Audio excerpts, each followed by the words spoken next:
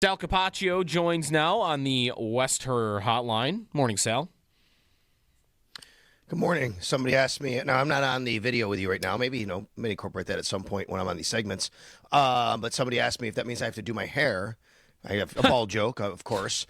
And I said, actually, that is the benefit of being bald, right? Like, you get up in the morning. I don't have to deal with that like a lot of people do, right? I mean, no, I just pop on the camera. I'm good. Right. Yeah, which is sometimes why I will wear a hat in the morning, just because, I just don't want to spend, 5 minutes making sure that my hair's getting a little longer. So you can't just roll out of bed and do nothing with it. Maybe I should get it short because of that. But yeah, that makes sense. You're not really a hat guy either. I am not much of a hat guy. Even in the summer, my wife tells me all the time, you got to put a hat on, right? I get it. Skin and sun and all that. I don't love it. It's just because I am bald. Hats don't look great on me. I can't find the perfect fit for me. It's kind of weird. Plus, they feel a little weird sometimes. I have no hair, so yeah. What about, have you thought about, a hat that isn't a baseball cap? I don't know how wild you want to go with that, but, Bulldog's got a couple of those, right? I don't even know I don't even know how to describe them. What would I call it? It's like a cap. A fedora? No, not a fedora. That too, but the one in my mind is someone I would expect when walking the streets of Dublin to be wearing. Yes. There's a name for that, and I can't. Somebody will tweet us for sure about it. Yeah, I feel like maybe that one would be a good look. So you can experiment. It could. That's what you find in the old you'll find in a Rocky movie or something. I'll be looking like I'm walking. All I need is the leather jacket to walk around, and everybody well, I don't want to mess with that guy. I guess you know what I mean. I'm old and look old and tough, even though I'm really not. Yeah, Sal Capaccio on the Western Hotline. Before we get to the Bills, Sal, I was looking through these two quarterbacks for Sunday, Mahomes and Allen, and how good their playoff numbers are all time. Yeah. Allen's got the best touchdown to interception ratio. He's the best runner by touchdowns and yardage. By passer rating, Allen is 8th all time, and Mahomes, I was a little surprised as he isn't number 1. He's 4th. And the three guys, I'm not even asking you to guess because I don't think you would ever get the three guys that are above Mahomes in passer rating. It's a very odd top 3. And what's the minimum here? 5 starts? I think it's 5 starts is the minimum. 5 playoff game starts, passer rating? 5 playoff game starts and passer rating, yeah. And the hint would be I don't think anyone would, these wouldn't be the tip of your tongue Hall of Fame, Super Bowl winners. Although one of them is so I was going to guess maybe Joe Flacco because of that run he went on. I didn't know. No on Flacco because he's got a lot of other playoff games, I think, where that would kind of drop it. And then Kurt Warner went on a couple of little runs there. That's a good guess. He's 6th. He's one of the guys that's up there. No, the 3 names. Mark Sanchez? No, Mark Sanchez. The 3 all-time leaders in passer rating in the postseason. Number 1 is Tony Eason. Okay. Patriots in the 80s. By the way, 1985, Tony Eason, 1985 Patriots. They go and get crushed by the Bears, but they had a nice couple of games to get there. Yep. Number 2 is Jeff Hostetler, of course. Okay, obviously plays the Bills, starts in Super Bowl 25, right? Yep. But they had to beat the Niners to get there, and I think the Bears the week before that. Yep, he had 7 touchdowns, 0 picks, and 5 starts, so not a ton of volume. And then number 3 is Baker Mayfield. Wow. That was the really surprising one to me. Certainly wouldn't have ever landed on that. Right? 105.9, right. Mahomes is 105.6. I would have never thought that Mayfield, because Mayfield, I guess though when you think of this is passer rating, and he just had a playoff flubbing, but what was it? He fumbled, right? He had a bad fumble. That doesn't show up on your passer rating. So that would be a reason why. But Allen and Mahomes are both up there, and they've obviously started a lot more games than the 3 guys we just mentioned. Let's kick off today's Sal with the Barnes Firm Injury Report, brought to you by the Barnes Firm. Injured for help, call 1-800-8-million. So the Bills at practice yesterday. Let's go through the injuries, and would you call it a good day for the injuries? You wouldn't say it's a perfect day, but I guess it's also not as severe as maybe you could have been fearing. I'll call it a positive day. I'll call it a trending up day. Yes. Oh, by the way, thank you very much, Gavin, for said Tasker wears that, what you're talking about in the Yes. chili videos. That's exactly what we're talking That's about. the hat now, see, I'm thinking Tasker about. looks tough, right? That's what I mean. Like, he is a tough dude, and he's even tougher when he's got that hat on and a cigar in his hand, right? No doubt about it. Okay. Yes, I would say that it was a positive day. It wasn't a perfect day. I like the way you described that. And the reason why I say it's positive, I think a lot of people, we already knew Christian Benford would be in concussion protocol. The question is, would he miss practice on Wednesday? Would he be limited? He was limited. That's an encouraging sign. Last week, Ray Davis was limited on Wednesday. Eventually, he played on Sunday. We also knew that, who is the other one? Taylor Rapp, had a hip injury, but that is obviously not good news. He did not practice yesterday, but still, McDermott on Wednesday called him day to day. Today would be the big day for Taylor Rapp. If he doesn't practice today, I mean, he doesn't. You could go the whole week and not practice and play, but I would think it's really trending towards that not happening if he doesn't practice today. So there's the negative. But I think the other real positive here is there was such a mystery about Matt Milano and what was going on. We finally had some clarification. He has a hamstring injury, but let me rephrase that. See, I did it again. McDermott even said he wouldn't necessarily call it an injury, hamstring soreness. He did practice yesterday in a limited fashion. Now, when I say he practiced, whether it's him or Benford, it's actually word salad here because the injury report is based on if it were a full practice, what they actually would have done. They had a walkthrough yesterday. So it's not like he was limited in the walkthrough. It's, hey, if we did everything in full, they would have been limited. Also, Deion Dawkins did not practice yesterday due to an illness, so hopefully he's okay. Yeah, that's interesting. That really they could have done everything that everybody else did at the walkthrough, but still been labeled limited, right? Correct, because you're basing it off what if we had a full practice, a normal practice, what would they have done? Gotcha. For Rapp Sal not practicing, and if he left early and did not return in that Denver game, if he doesn't play, how impactful do you think that is? Because I think he's been the better of the two safeties on the year, but at the same time, I don't know if you would agree with this. I feel like Bishop has been pretty good. I feel, at least in the second half of the season. Yeah, the Baltimore game, by the way. You said Denver. But Baltimore, yeah, thank you. Yeah. No, last week. So, yeah, I agree that Bishop has been better. There's no doubt. I don't think anybody would argue that. I would be concerned, though, and here's why. The Chiefs have been incorporating Xavier Worthy a little bit more in their offense, as you know. They have Hollywood Brown, and the Bills have gotten beat on a couple of deep balls over to the tail end of the season, including last week. Rashad Bateman over the top. You saw that even though Rapp was out there, Hamlin went over his head. Remember the first play against the Denver Broncos, first drive, against the Denver Broncos. I just think that the Chiefs would probably at least try to target. Doesn't mean it's going to work. Maybe Bishop makes a great play, or Hamlin, or they misconnect. I would think, though, that would be an area. If Patrick Mahomes sees a rookie in Cole Bishop and Damar Hamlin deep at safety and no Taylor Rapp, I think that they're probably dialing up a couple deep shots and saying, we're going to go after him and test him. And all it takes is, one of those balls to get over your head and the game can change. So, yes, I think it's a big loss for the Bills.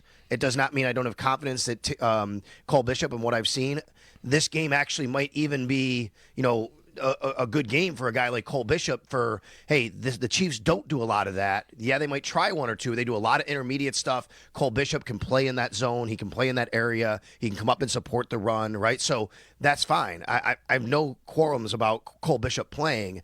I just think that if you're the Chiefs and Taylor Rapp's not out there, you're probably taking a couple deep shots. Yeah, and I had seen a breakdown of that play, Sal, the Bateman one, that Hamlin, I think maybe that's even the first play, or it's one of the first plays that Bishop's on the field for, and Bishop takes the wrong man in the zone coverage, and Hamlin makes a mistake here too.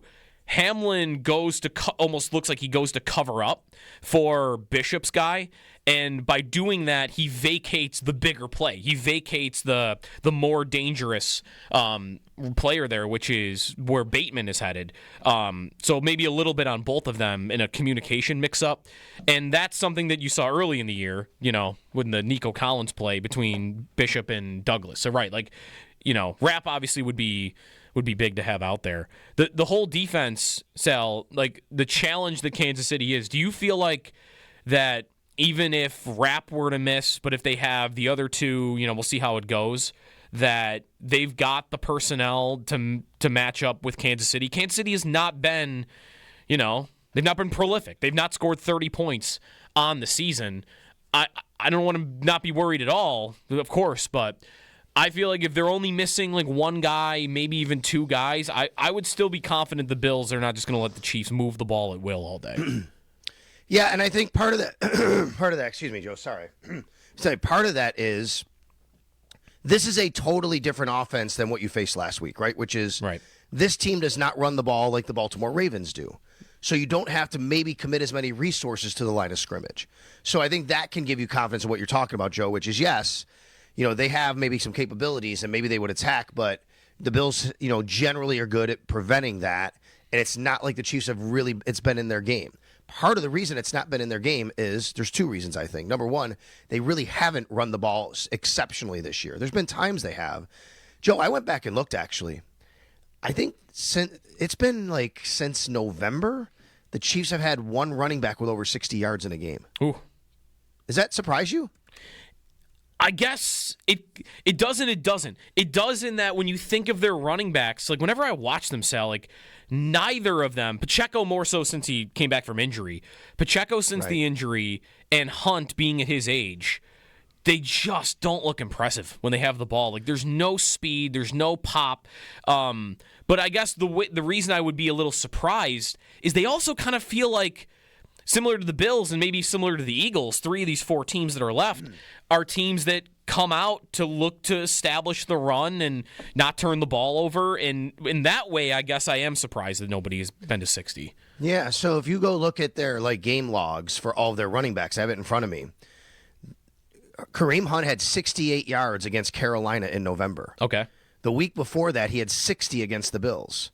Other than those two games, and then also Carolina, Pacheco had 60, their high watermark for any game, 55, 45, 33. That's it for 55 here, another one. They can do it by committee. I get it, right? But it's not the same as the Ravens. This is the point where, you were talking about taking the deep shots. Number one is, I don't know if you have to commit as many resources. You still want to do it. They're still going to try and establish the run. They're still going to try and control the line of scrimmage. They're going to try and play mistake-free football, which they've been playing, obviously, and Mahomes hasn't been giving it to you. Number two is, I think part of the reason they haven't had this super explosive offense downfield is I don't know if their offensive line can necessarily hold up long enough unless Patrick Mahomes is buying some time back there, because they've been the group that people have kind of focused on and said that's what's kind of held their offense back a little bit this year. Yeah, and on that, Sal Capaccio on the Wester Hotline, the Chiefs and yesterday, Sal, Amari Cooper speaks to the media. He had a really good quote about, not getting targets. That's a question that is being asked of almost all of these teams. It's not really being asked in Washington right now, but in Philadelphia yesterday, A.J. Brown got the same question. And in Kansas City, Marquise Brown and DeAndre Hopkins, neither of which had a catch last week, also got the same question. They all kind of had the same answer. I heard all of them. I actually think Cooper maybe actually went the most in depth. I think his answer was the best. But all four of those guys, Cooper, A.J. Brown, Marquise Brown, Hopkins, kind of all gave the same answer, Sal, which was, especially when you're at this point in the season, if your team is winning, nobody cares. And I think all of three of those teams kind of have a similar vibe going, in which they just don't. They can win games without funneling the ball to their quote-unquote most talented receiver. And I think the Bills, Eagles, and Chiefs all being here is kind of, it's representative of what this season has kind of been in the NFL. I mean, I guess you could even throw the Commanders in there a little bit. I mean, Terry McLaurin is great, right? But I mean, they do use everybody, don't they? I mean, they spread it around more than you would think they do, yeah. Right? Yeah, you're right about that. I think it's a good point, especially with the Bills and the Chiefs, with what we've seen with Josh Allen, and they've had the Tyreek Hill in the past, obviously. Now, Kelsey is somebody who can truly be still a number one target. Those games, though, can be feast or famine. Now, lately, though, it's been feast for Travis Kelsey, and I think that is still old reliable for Patrick Mahomes, no doubt. Hollywood Brown's answer was that, but also was interesting where he said, I felt like I had a good game. I ran good routes. The ball will come. I felt like I put a lot of good stuff on film. Mm-hmm. And I'm thinking, what does on film mean? I don't want to read too much into it. Is he just thinking okay, well, I'm going to be a free agent next year, so I want stuff on film? You know what I mean? Maybe I'm thinking, that is a little weird. Yeah. Right? Like, that's what he said. It was kind of interesting. That was from Pro Football Talk. That's where I read that, just where I got that quote from. So it was really interesting. But you're right. I think for the Bills, like, we all know that the everybody eats mentality, and they're going to have to lean into that again this week because, from their side of things, you just never know who's going to be the guy. And Amari Cooper wasn't involved. Keon Coleman wasn't involved. I was dead wrong. I thought that the perimeter was where the Bills would attack last week. They did not attack the perimeter that much last week, especially with their wide receivers. Maybe this is a week now. McDuffie. We'll see we'll see how the Chiefs employ their secondary and their DBs. And Steve Spagnuolo is going to have some wrinkles as well as a defensive coordinator. Yeah. Do you wonder about how much? Last week was so much on how the Bills defense will treat the Ravens offense. I'm wondering a little bit this week, Sal, about how the Chiefs will defend the Bills. Like, do you expect the Chiefs to come out to sell out to stop the run? Almost maybe not as extreme, but in a similar way that the Bills had that plan against the Ravens? I don't know. Sell out because with Josh, I don't know if you can do that. I do think that will be a focus of theirs, yes. And part of the reason, Joe, is, and I brought this up earlier this week, actually, you are very much into DVOA and EPA and all that stuff, right? Yep. Like, okay, so I'm wondering if you could, I was actually thinking about asking somebody this, so you're a great person to ask. Is it possible to go get their EPA or DVOA since the Cleveland game on December 15th against the run on defense? Because their raw numbers are not good.